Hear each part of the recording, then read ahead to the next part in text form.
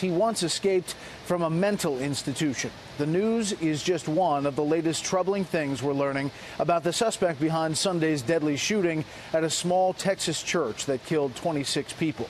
Correspondent Matt Finn has the story from Sutherland Springs. An El Paso police report states the Texas church shooter escaped from a New Mexico mental health facility in 2012. Police responded to a bus stop where a witness said the shooter was a danger to himself and planned to take a bus out of state. Police took him into custody. Authorities also now confirm they have the shooter's cell phone but can't get into it, so it's being sent to Quantico. The FBI also confirms the shooter was not flagged in its databases. And while police say the shooting stemmed from bad blood in the family, the shooter's estranged wife and her mother were not in the church on Sunday. Members of Congress outraged the church shooter was able to buy guns after being discharged from the Air Force for beating his wife and cracking his stepson's skull. We have laws in the books that says if you're a domestic abuser, you're not supposed to own a gun. He was a domestic abuser. That's why we got all these questions with the Air Force right now, which is how did this get slipped through the cracks?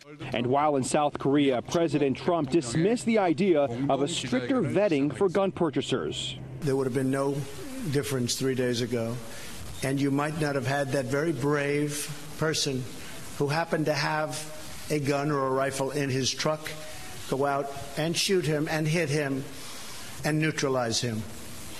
And I can only say this, if he didn't have a gun, instead of having 26 dead, he would have had hundreds more dead. 26 people, including a mother and her unborn child, gunned down in this picturesque white church. The neighbor being hailed as a hero for grabbing a rifle, running barefoot to the church and shooting the suspect, now speaking out. People at that church, they're friends of mine, their family. And every time I heard a shot, I knew that that probably represented a life. A Pentagon official tells Fox News the church shooter was in pre-trial confinement for beating his wife and stepchild when he did something to land himself in that mental health center, and that he was only there for a few days before he escaped. Tonight, there are still 4 people being treated in serious or critical condition, and 2 of them are minors. Brett?